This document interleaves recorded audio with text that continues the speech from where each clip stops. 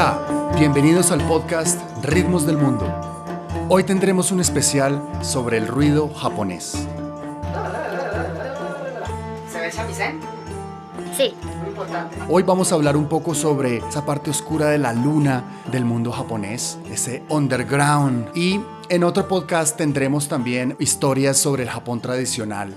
Preparen una silla, un buen té. Bueno, ¿cómo llegué yo a este ruido, a lo que nosotros llamamos ruido, como un género musical? Bueno, yo estudié música electroacústica, las experimentaciones, los sintetizadores, lo que escuchábamos y lo que trabajábamos todo el tiempo eran texturas. Las primeras piezas que yo trabajé fueron en cassette, las grababa yo en cassette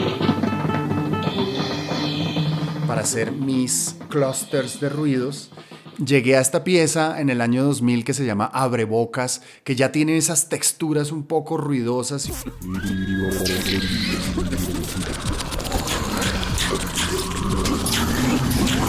Me empecé a interesar mucho por todo lo que es la atmósfera, la música atmosférica,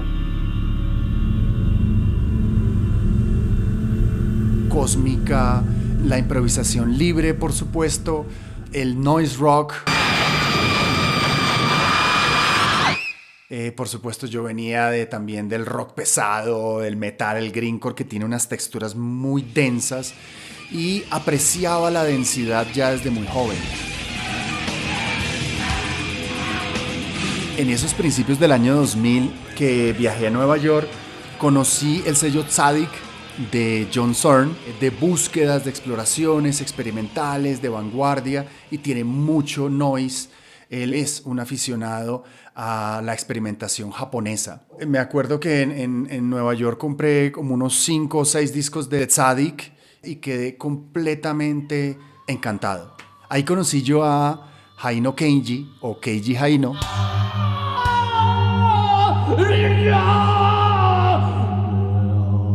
Este fue mi músico favorito del principio de la década de los 2000. Era un músico que exploraba de una manera increíble el mundo sonoro, el mundo musical, de todas las músicas. Era como un world music, pero llevado al tope de la vanguardia. Claro, nosotros en Colombia, ¿dónde podemos conseguir este tipo de música para esa época?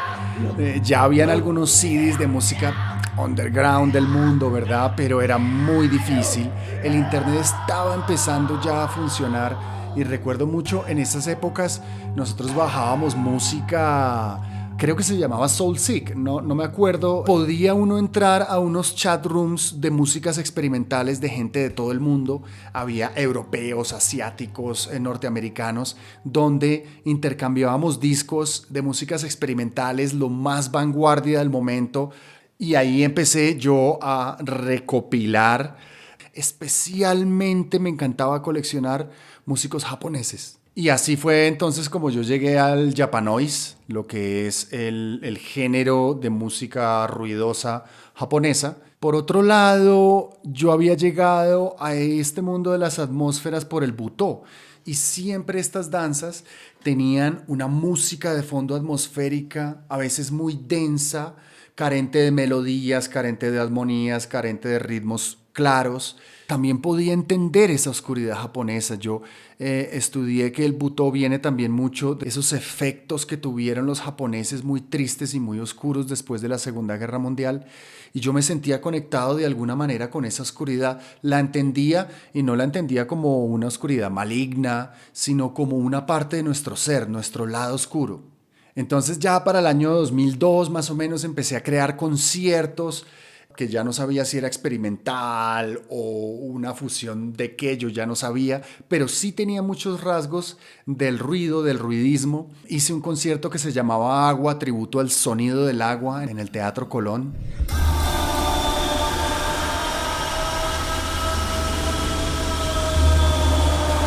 Un amigo del colegio me dijo, él vivía en París en esa época, y me dijo, hagamos un grupo de música electrónica, porque para esa época la música electrónica era la más fuerte, era la expresión de los jóvenes.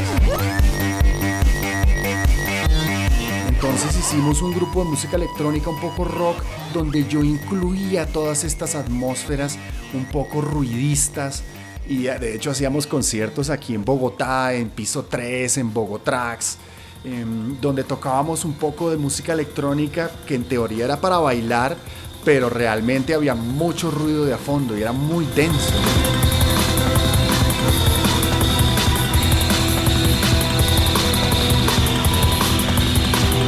En el 2007 hice un concierto que se llama Un bocado de Japanoise, es decir, un poco de este ruidismo japonés en el teatrino del Jorge Eliezer Gaitán. Nos estamos divirtiendo con uno de los parámetros de ese ruido.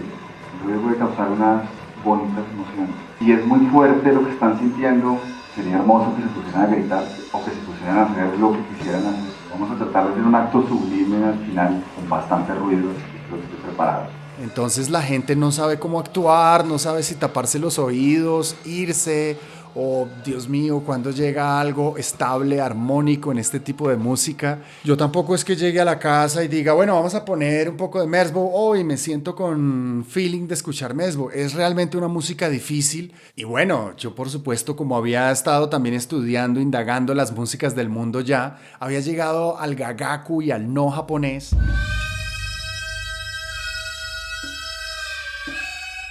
Estas músicas, a pesar de que no tienen el concepto de ruidismo, sí lo hay, porque de cierta manera el ruido es el silencio, es ese lienzo blanco que necesita un artista para poder poner una mancha negra. Y esos espacios en blanco los escuchaba yo con la música de gagaku, que tenían un ritmo muy lento, muy extendido, y yo sentía esas dimensiones como un lienzo blanco. Yo desde muy pequeño tenía gusto por las cosas japonesas, pero eso sí, no fue el anime, ni el pachinko, ni el karaoke, ninguna de las cosas que estaban de moda en esa época de Japón. Desde el colegio ya mi monografía fue una monografía sobre Japón, se llama Japón, algo increíble, de hecho fue la monografía laureada para graduarme del colegio, y aquí empecé yo a explorar ese mundo abstracto, diferente, pero lleno de sentido. En la universidad también estudié estudios asiáticos, además de música electroacústica. Especialmente estudié cultura japonesa, de literatura japonesa, cine japonés. Estaba yo embobado con lo japonés. Después de estudiar música electroacústica, de hacer también enseñanzas sobre la ingeniería de sonido y el sonido como tal, decidí irme para Holanda, a Utrecht, a estudiar sonología. Sin embargo, ya cuando estaba a punto de pagar yo la visa Schengen en esa época, que era carísima, en la fila que era muy larga de la embajada europea, me puse a pensar y dije, esto no es lo que realmente yo quiero en mi vida. Lo que yo quiero en mi vida es irme para Japón.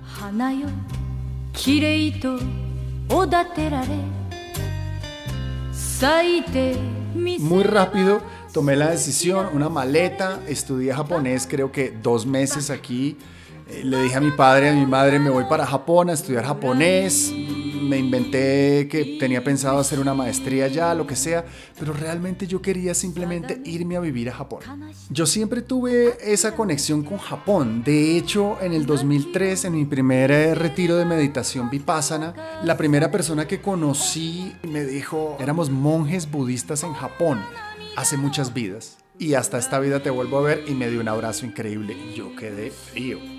Mi idea era estudiar el japonés, por supuesto, porque yo quería vivir en Japón definitivamente toda mi vida, y por supuesto quería dedicarme a las músicas japonesas, tanto las músicas tradicionales como esta nueva vanguardia. Y por supuesto que este es el tema del otro podcast. Yo también fui porque tenía muchos deseos de conocer la senda del samurái. Bueno, yo me fui a Japón sin japonés, sin amigos, sin contactos, sin una idea clara de qué era lo que yo iba a hacer. Con unos ahorros compré un curso de japonés por 1 año con su residencia, cogí mi maleta y llegué a Japón sin saber absolutamente nada. Yo sabía decir konnichiwa. Bueno, y la llegada a Japón fue muy difícil. Allá, ustedes saben, las cosas son todas en japonés, la forma de vida es completamente distinta para un colombiano. Se estudia y se tiene que estudiar muy duro, y yo tenía que esforzarme mucho en la escuela para estudiar japonés. tenía que trabajar y el único trabajo que conseguí en ese momento fue trabajar en una fábrica cargando cajas. Era un congelador donde se guardaban todas las comidas frías que llegaban a Japón en unas cajas grandísimas. Yo era el cargador, uno de los cargadores, trabajaba con unos africanos gigantescos y era un trabajo nocturno, era hasta la 1 de la mañana, entre semana, y yo cargando cajas. Era un poco oscura esta fábrica, el trato de los japoneses era bastante oscuro, me insultaban en japonés, me pegaban. Bueno, era realmente bastante diferente de la vida que yo vivía aquí en Colombia. Además de eso, llegó el invierno, llegó la nieve, la primera vez que yo veo la nieve.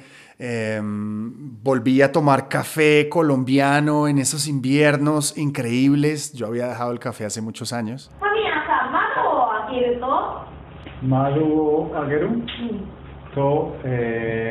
El idioma era súper difícil. Yo estaba solo, yo no tenía amigos, yo tenía mis compañeros de la escuela, pero eran chinos y yo no hablaba con ellos realmente casi nada porque nuestro japonés era demasiado básico. この人は私の友達、王さんです。私は王さんです。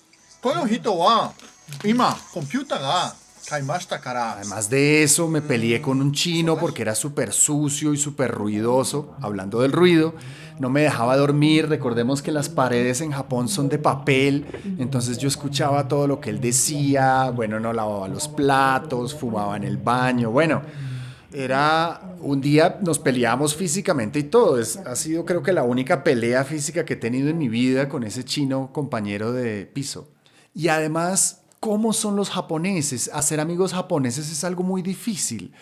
No solamente por el idioma, por las costumbres, además porque siempre eres considerado un gaikokujin, siempre eres una persona que, a pesar de que seas muy buena gente, inteligente o lo que sea, eres un extranjero, no eres un japonés y va a ser difícil que entres a nuestra cultura. Entonces empezar a tejer esa red de amigos fue 100 veces más difícil que en cualquier país del mundo.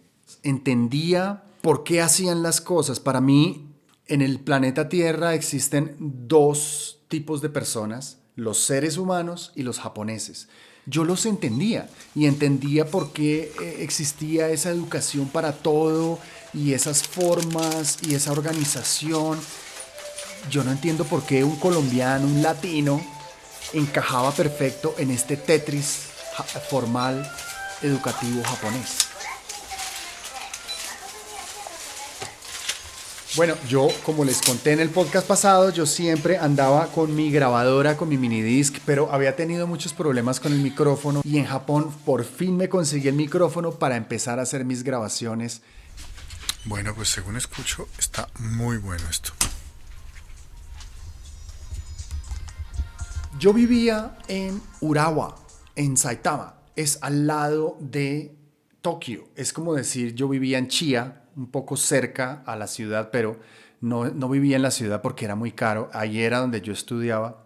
Y al principio, creo que los primeros 3 meses tuve mucho miedo de ir a Tokio. Quizás fue el idioma, quizás era porque no tenía amigos, pero por supuesto también era porque era súper caro. Inclusive el metro para ir a Tokio, ir a comer a un restaurante, ni se diga. Yo soy vegetariano, ¿cómo les digo a ellos que soy vegetariano? Algo que pasa en Japón es que tú quieres comprar un plato y le dices, mira, quiero ese plato pero sin huevo. Ellos no pueden romper las reglas del menú. El plato tiene que ser con huevo. Yo le digo, mira, te pago lo mismo, tú te comes el huevo. No, el plato es con huevo y se sirve con huevo. Esto es Japón. Entonces, para mí salir a comer a un restaurante, a tomarme una cerveza a un bar o algo así, era algo realmente costoso. Tenía que pensármelo muy bien cuándo salir. Primeros 4 o 5 meses estuve encerrado en Saitama estudiando japonés y trabajando, entendiendo un poco el sistema y la lógica japonesa, hasta que finalmente vi un anuncio de Acid Mother's Temple, un concierto en Tokio. No era tan caro, pequeño, y yo tengo que estar ahí. Acid Mother's Temple para mí es la banda, yo vengo del rock, para mí es la banda de rock ruidoso más importante y más emblemática que he conocido.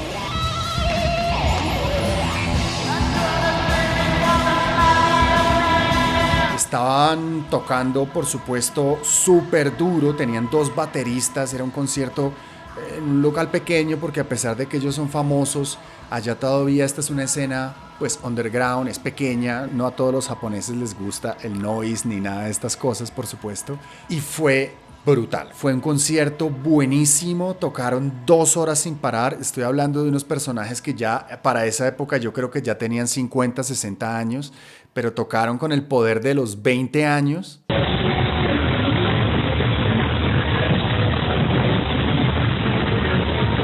Al final del concierto, porque era una conmemoración de algo que no recuerdo, se quedaron y nos pusimos a charlar. Yo, pues, con mi poco japonés, buenas, yo soy de Colombia, me gusta su música, no sabía qué más decirles, pero bueno, me senté a charlar con ellos, especialmente con el guitarrista, y súper buena gente, súper sencillos, muy tranquilos, pero siempre muy japoneses. Uno se pone a pensar, bueno, ¿y esto ruido por qué sale? ¿Es como punk inglés? ¿Es algo rebelde? Hay un poco de relación con el Butó y con este sentimiento muy fuerte después de la bomba de Hiroshima, de la bomba nuclear. Pero Japón tiene mucha oscuridad y es una oscuridad que ha cultivado desde la época Meiji. Desde que se cerraron al mundo 300 años, han cultivado una oscuridad que es parte de su estética.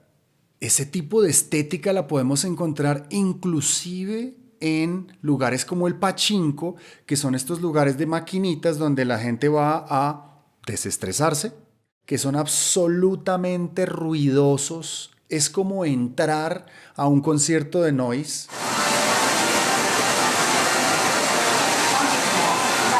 Pero hay algo muy raro. Ese ruido no estresa. Ese ruido parece que el ruido se convierte en un silencio, en un zumbido de meditación.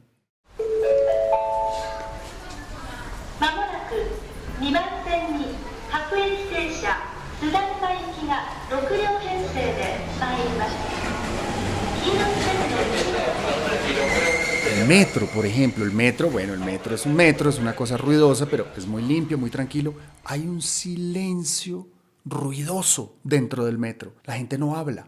Y si habla, habla muy pasito, porque no quiere molestar a los demás. Si uno va a Harajuku, puede ver a estos personajes disfrazados de personajes de anime, un poco oscuros, un poco con relación con la parte gótica, un poco relacionados con el glam, un poco relacionados con una oscuridad que uno no logra entender a menos de que uno viva en Japón.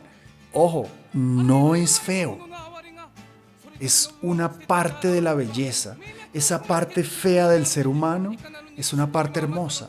Y eso lo saben demostrar los japoneses en su arte. Ve uno cosas tan raras como estos rock and rolleros en la calle con sus crestas y sus chaquetas de cuero y su Coca-Cola como en los años 50 bailando rock and roll punk de una manera tan real. Es que los japoneses se toman en serio cada cosa que hacen.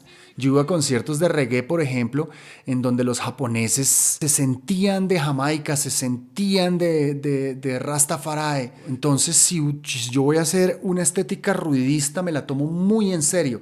Y mi estética ruidista incluye absolutamente toda la parte de mi vida. Bueno, las calles de Japón, todas pequeñas, sí limpias, pero vaya por la noche a ver todos estos tipos tirados en el piso borrachos. Y estas luces de neón, es muy especial de Tokio, por supuesto. Este underground tiene que ser muy especial, no podría ser al mismo underground de Londres, en donde está un poco más el rock, protestas. No, aquí la protesta y la forma de representar su estética es muy oscura y es muy diferente de todos los undergrounds de las capitales del mundo.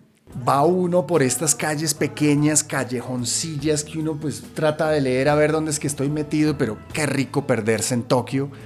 Y va encontrando estos subterráneos, cuevas donde son tiendas de discos, llenos de discos rarísimos de todo el mundo porque son coleccionistas de música experimental y de vanguardia y de noise, por supuesto.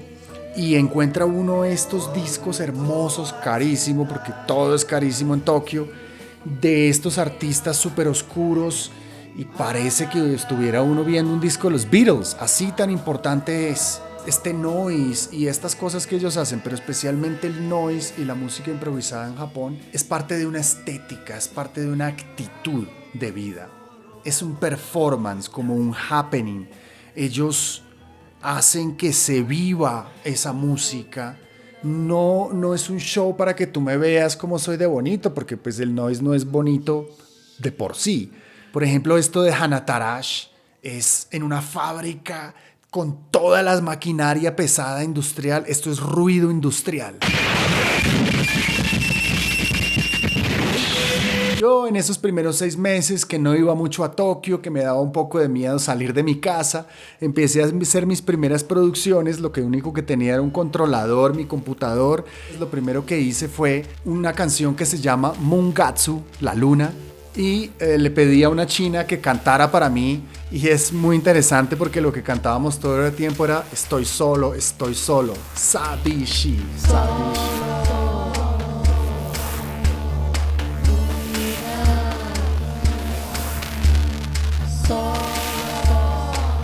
Llega la primavera, llega Sakura, yo me voy a ver este espectáculo de colores y de olores y de una inspiración. Entiendo ahora sí la importancia de Sakura para un japonés, para un asiático quizás. Y llega la primavera y estoy listo para mostrarme a Japón. No sé yo qué voy a mostrar, pero ya estoy listo para mostrarme a Japón. ¿Qué puede mostrar un colombiano que llega a hacer noise a Japón? Además, no tengo las máquinas que tienen los japoneses. Los japoneses, ellos trabajan muchísimo con pedales de efectos y trabajan muchísimo con distorsiones y feedbacks. En esa época estaba muy en boga el circuit bending, en hacer sus propias máquinas de ruido. ¿Qué puedo yo ofrecer aquí en Tokio a esta gente? Volviendo al podcast anterior, entonces recordé que yo vengo de Colombia. Vengo también del Amazonas y que yo también soy huitoto. Una parte de mí también es huitota. Entonces mi show de ruido va a ser un show amazónico. Va a ser un show de un chamán amazónico haciendo ruidos. Eso es algo que el japonés no tiene como lo tenemos nosotros. Claro, yo llegar a un bar o llegar a un lugar y decir muy buenas tardes, yo soy de Colombia y toco noise y quisiera tocar aquí. Pues como que nadie me va a abrir las puertas. Entonces tuve que buscarme, mi primer concierto fue buscarme un lugar que se llama el Fringe Fest, en donde muestran a toda la gente que seguramente no tiene ningún tipo de publicidad, pero uno mismo tiene que pagar por su lugar. A menos de que se llene el auditorio, pues se va a devolver ese dinero. De lo contrario, uno casi que paga por tocar. Y mi primer concierto pagué por tocar. Para este concierto invité a un baterista, Sudoto, para que hiciera algunas improvisaciones en batería mientras yo hacía mis ruidos. Todavía no estaba tan ruidoso, todavía no estaba tan moldeada esta textura que yo iba a trabajar. Era apenas un esbozo de lo que yo empezaría a presentar en Japón. Voy a algo que se llama el Sound Picnic. Imagínense ustedes, cerca de un río, un picnic, con una gente con unos parlantes, guitarras y máquinas haciendo un ruido un domingo por la tarde, pero además comiendo con su novia en la manta del picnic, comiéndose una manzana y escuchando, oh, qué bueno está este noise, qué rico. Hoy es 30 de marzo de 2008. Estamos en Tamagawa.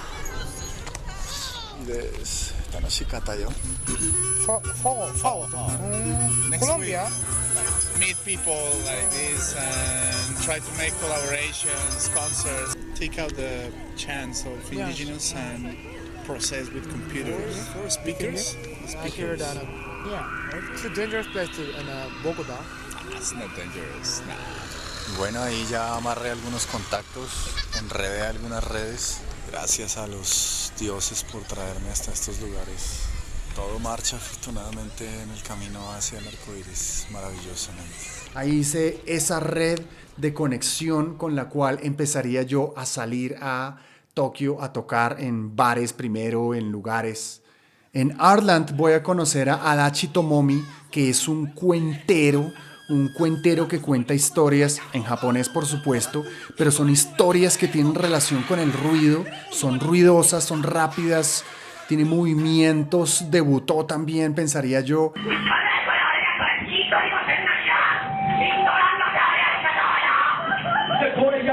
En esas salidas también me fui yo para un concierto de Utrecht, que es una banda de noise pop de Inglaterra. Bueno, aquí también me voy conectando yo con gente que está en este círculo de la música entre lo popular y lo experimental.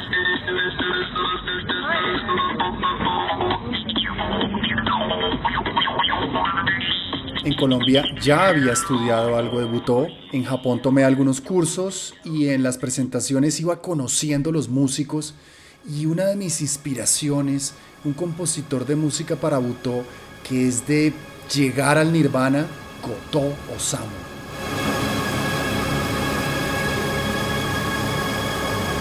Fue un espectáculo de Imre donde conocí a Ryoko, que es una chica que toca koto, pero que le encantan estas músicas improvisadas y estas músicas un poco extremas, densas. Ahí nos hicimos amigos con un muy pobre japonés, con un muy mal inglés. Ahí nos hicimos amigos y empezamos a trabajar juntos y a hacer proyectos juntos. Me fui yo a la casa de Ryo, que está llena de kotos porque allá los discípulos viven con su maestro y tocan koto todo el día, y eso es a lo único que se dedican, además de limpiar la casa. Y nos sentamos una noche a tomarnos un vino y a improvisar koto con ruidos. Esa noche fue espectacular. Esa noche yo entendí la importancia de las músicas tradicionales y las nuevas estéticas de los jóvenes, y esa fusión tan hermosa y tan poderosa que se da. Bueno, y llegó la oportunidad de hacer mi primer concierto, ya un concierto donde por lo menos fui invitado a través de estas conexiones. El concierto fue en Sub, Japón. Invité a Ryo, a mi amiga, la que toca el koto. Ahora, mi setting era un setting muy básico, era una kalimba, fue lo único que llevé. Mi computador, mi controlador, y tenía una bandera de Colombia que la puse en el micrófono, creo, y salí a hacer mi noise. Ahí presenté ya algo que ya lo tenía un poquito estructurado, que es el Tokyo Jungle.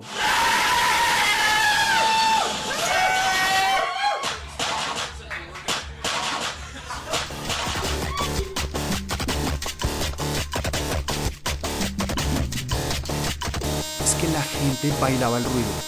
La gente escuchaba este ruido y claro, no hay un tempo para bailarlo, pero la gente sentía unas texturas para moverse.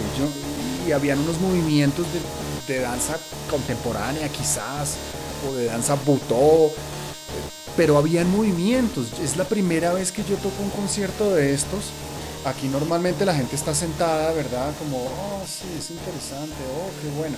Pero allá la gente no, la gente está con su cerveza, es como ir a un concierto de rock y la gente se está moviendo, está sintiendo en qué parte de su cuerpo está llegando ese sonido. Luego empecé a tener otros concierticos, entonces toqué por ejemplo en Gamuso, donde hice también un poco más de atmósfera, de música ambient.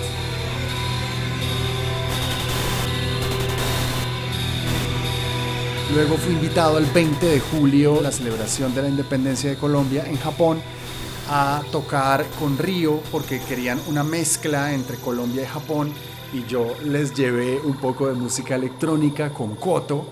Se podrán imaginar todos los colombianos con su camisa de Colombia, comiéndose un chorizo y mirándome a mí a hacer música experimental con koto. Fue un poco raro, pero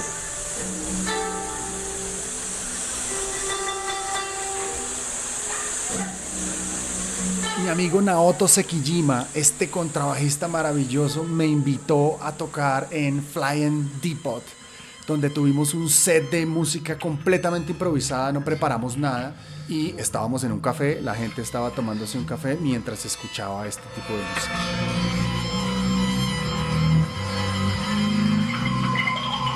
También mi amigo Yamayuki, mi gran amigo que se fue a vivir a Brasil, Él estaba un poco más metido en la movida electrónica, pero tecno. Sin embargo, le gustaban las cosas experimentales y me invitó una vez a tocar en algo que se llamaba Moving Café. Hicimos una pequeña fiesta de música bailable ruidosa. Un lugar de los más especiales, porque era una fábrica, tenía uno que coger un tren que casi no pasaba. Bueno, caminarse por una zona industrial hasta llegar a una fábrica y por allá golpear en una puerta de acero vieja y de pronto ¡pum!, le abrían a uno, pasaba unos túneles y llegaba. Esto se llamaba Haiti, donde se reunían todos estos combos de improvisadores de todo el mundo, especialmente japoneses. Ahí también tuve la oportunidad de tocar. Una vez hice un concierto para arpa de boca distorsionada por el micrófono. Y finalmente llegaría, digamos, la cima de mi estadía en Tokio, en Japón, que sería tocar en Super Deluxe, un lugar ya bueno donde la gente paga su boleta para entrar, porque es que todos los otros lugares eran lugares donde era gratis, no iba nadie, eran lugares muy pequeños, muy underground, estoy hablando de 7, 8 personas normalmente, pero ya Super Deluxe era un lugar muy conocido en Roppongi, de muchos tipos de música, de mi gran amigo Cole Isle. Yo toqué en el Teston número 37. También invité a mi amiga Ryo, por supuesto, Ryo Nakamura. De hecho, hace poco volví a ver la página y ya van en el Teston 99. Era el concierto donde realmente había que botarla toda, como en la final de fútbol, y me tocó botarla toda. A la gente le gustó, era una mezcla muy extraña entre música tradicional japonesa improvisada para koto y mis ruidos.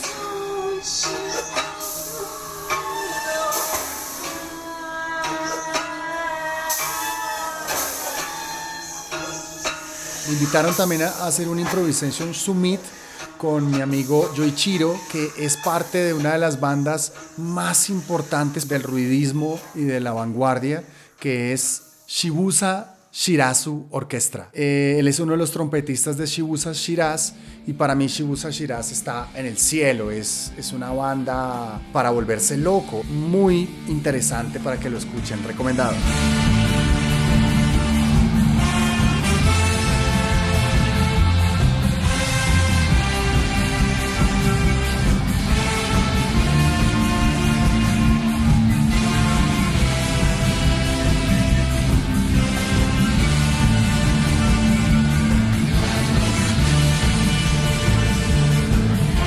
Tuve la oportunidad de ver otros personajes como Nicholas Collins, que traía una propuesta un poquito más académica. Bueno, tuve la oportunidad, por supuesto, de ir a ver a Merzbow. Merzbow es el padre de esta música. Para mí es el padre, es el guía, es esa persona que a mí me influenció. Abogaba por el veganismo extremo. Fue ese guía de mis primeros años 20 con el ruidismo y con el veganismo. Entonces Merzbow era un personaje completamente nítido, limpio, pulcro en el escenario, serio, no esbozaba media sonrisa, no hacía ningún gesto de dolor a pesar de que todo lo que estaba haciendo era completamente ruidoso y creo que es uno de los personajes más ruidosos del planeta Tierra.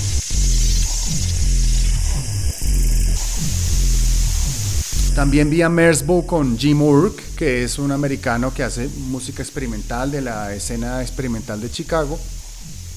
Es tan similar ir a un concierto de noise como sentarse a meditar en silencio, en puro silencio, porque el silencio también tiene no sé si han visto la imagen del ruido blanco. El ruido blanco tiene esa imagen un poco zen, un poco japonesa. Tuve la oportunidad de estar en el cumpleaños de Haino Keiji.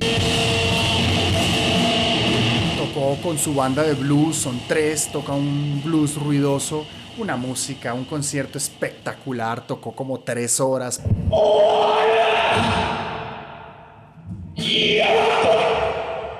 Paraba, descansaba, tomaba agua seguramente, es una persona súper zen. Y esta es otra cosa que me gustaría compartirles. La relación un poco entre este ruido y el zen y la meditación.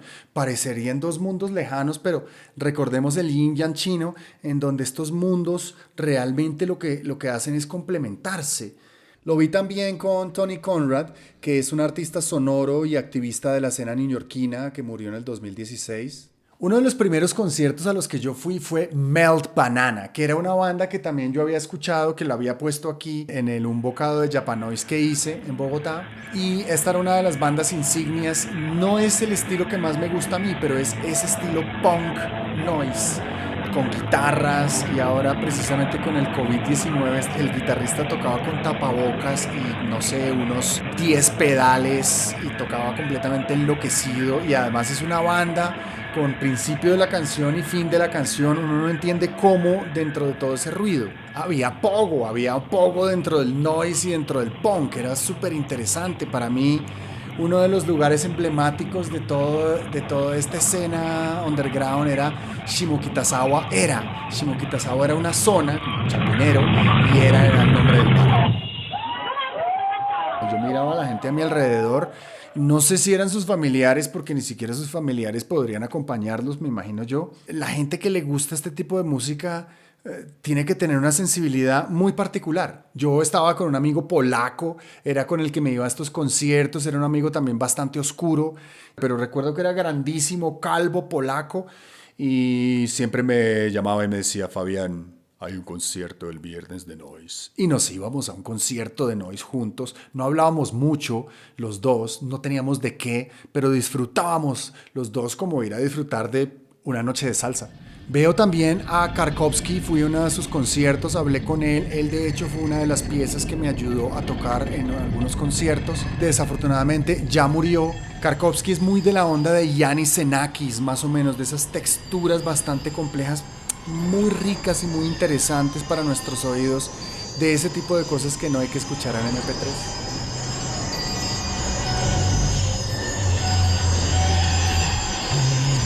En octubre del 2007 estuve exactamente un año. Antes de yo salir de Japón ya tenía un combo de amigos de todo este tipo de música. Bueno, uno de los personajes más importantes para mí en Tokio fue Carlisle. Este amigo me llevó a muchos de los conciertos, confió en mi música, la verdad no sabemos por qué. Yo de hecho le presenté a una de sus novias, Jamie Lee Reed. Esto del ruidismo japonés es una estética realmente muy profunda. Parece como una rebeldía de unos jóvenes, pero si escuchamos grupos como Hiyokaidan, Otomo Yoshihide, Incapacitants, Afri Rampo, que fue una de las primeras bandas que yo conocí,